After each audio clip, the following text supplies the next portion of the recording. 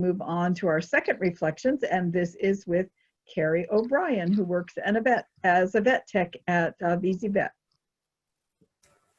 Hi, everyone, and thank you for being here and allowing me to share a part of my story. I've been a veterinary technician for the past 18 years. I started in Atlanta, Georgia, and learned on the job with a doctor that had just started her own practice. I was there for 5 years and then moved back to Maine to be closer to my family. I ended up finding a great job at a practice only 3 minutes from my home. I've been there for the past 13 years. Many people, when they learn what I do, think that I have a really fun job and that I get to play with kittens and puppies all day long. Yes, most days we do see those cute appointments, but we also see senior pets whose livers and kidneys are losing function. They're not able to walk. Uncooperative patients that don't want us to draw a blood sample or trim their nails. A dog that has just been given a marrow bone and got it stuck on their jaw. A kitty that was just hit by a car. Patients that are having seizures or eating things that they shouldn't. We get bitten, scratched, cornered, and lunged at. It is not a glamorous job. Every day we go home with urine, feces, blood, vomit, and other gross things on us. We are anesthesiologists, phlebotomists, radiologists, dental hygienists, pharmacists, counselors, birth coaches, dietitians, microbiologists, surgical techs, and morticians.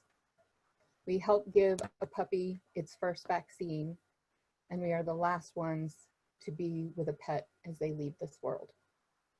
In short, we rock. We all do this because we love science, medicine, and our four-legged patients. Unfortunately, COVID has not lessened the need for veterinary care. In some aspects, it's made it more needed. The particular practice I work at has 31 employees. And when COVID hit, we were also under construction. So there were an additional 10 to 20 people in the building in March, April, May, and June.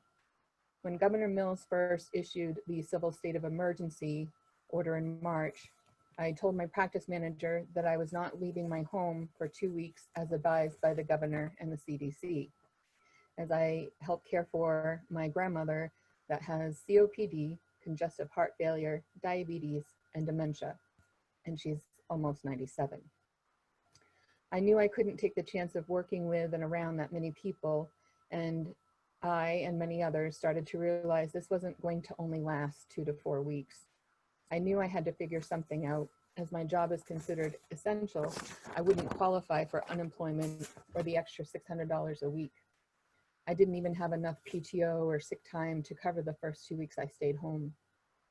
Thankfully, I had transitioned from being an active tech in the exam rooms to a receptionist 3 years ago. There certainly would have been no way for me to be a technician from home. I spoke with our hospital manager and we figured out a way for me to work at home. I converted part of my bedroom into my workstation.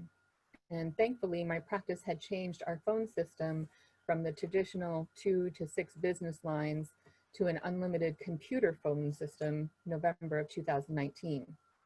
This makes it so that I can do about 90 to 95% of my job duties here at home. None of us knew how critical that change from business phone lines to unlimited computer phone lines would have come March 2020. Our phone traffic has at the least tripled since March. We now answer our regular calls of questions, medication and diet requests, appointment scheduling and triaging to those, plus now a client calling to check in, the doctor calling them to go over the appointment, them calling us back again to take payment. I'm so sorry I got lost. For the first 3 months of the pandemic, all appointments were over the phone or FaceTime. No other people were allowed in the building. We've also had a huge surge in appointments and surgeries. Many other local vet practices have stopped doing any routine or non-emergency appointments. Some practices have closed altogether. Every day we are seeing our own patients and many that we've never seen before because their vet can't get them in for weeks or sometimes months. including really sick patients that can't wait to be seen. We went from having 3 doctors working each day and multiple appointments throughout the day to fit in those sick pets. Now we have 4 doctors working almost every day, and all of the appointment spots are filled days to weeks in advance. We had almost no overtime for any of our techs or receptionists for 2 years. Now everyone is working 40 to 60 hours a week, staying until 8 or 9 p.m. when we close at 6. We are all wearing down. We've hired 2 more receptionists and 4 more techs since March, and we are still slammed with not a relief in sight. Since my mother and I have been home all this time with my grandmother, we've noticed a huge decline in her mental capacity. Caring for her has become more intense. I now have to help bathe her and even explain to her what the soap and shampoo are and how to use them. She can no longer make her own coffee or get water or heat up a meal. It all has to be done for her. Imagine having to try to explain COVID to her. Why we're all home all the time. Why everyone is wearing masks. Why she has to come into my bedroom to have a virtual doctor's appointment. Explaining why there are so many riots and protesting.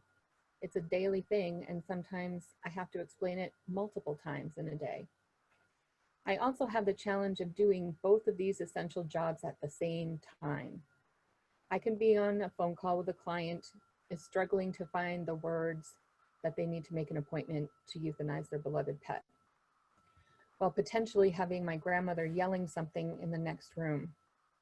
There have been many times I've wondered if my client could hear her yelling. Grammy will also sometimes come to my bedroom door to tell me a story. She's making up a lot of stories now. And I will be on the phone, I'll hold up a finger, shake my head no, and point to my headset, and she still doesn't understand, and sometimes gets upset or frustrated with me because she thinks I'm dismissing her or not taking her seriously. I've had to put clients on hold in really awkward moments because I had to calm Grammy down or help her find something that she had moved but didn't know where to. One of my biggest challenges is that I can't get away from either job. I used to get a break from caring for Grammy when I went to work. And I used to be able to come home and go to my bedroom, my sacred place, to gather myself from the stress of a really hard day at work. Now work is in that sacred space. They've merged. I used to see hundreds of people and pets each day. Now I see 2 people and just my own pets.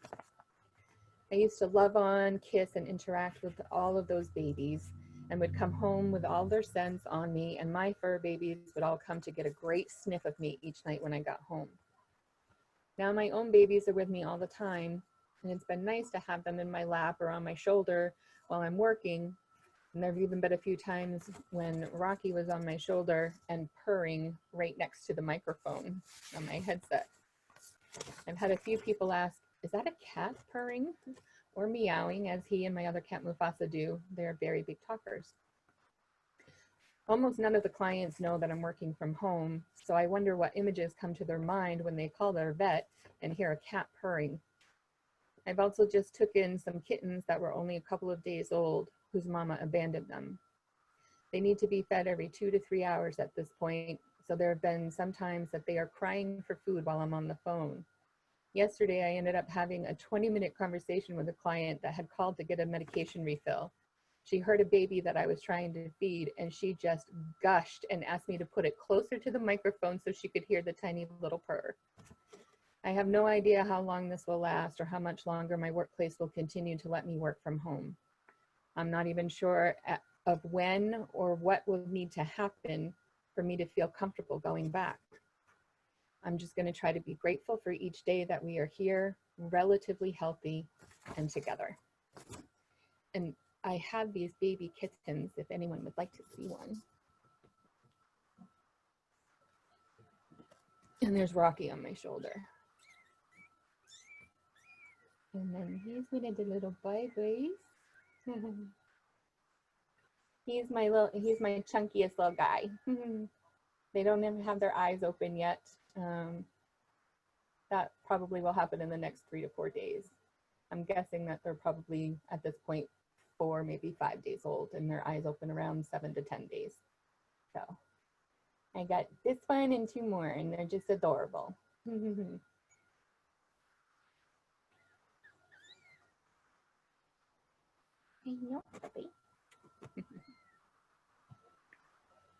Thank you so much, Kerrie, for sharing all of that about your work and your work at home, and what it means to be a member of the, I guess you call it the sandwich generation, in the midst of COVID-19. It's just such a challenge, and we know that you are rising to the challenge in a really beautiful way. So thank you.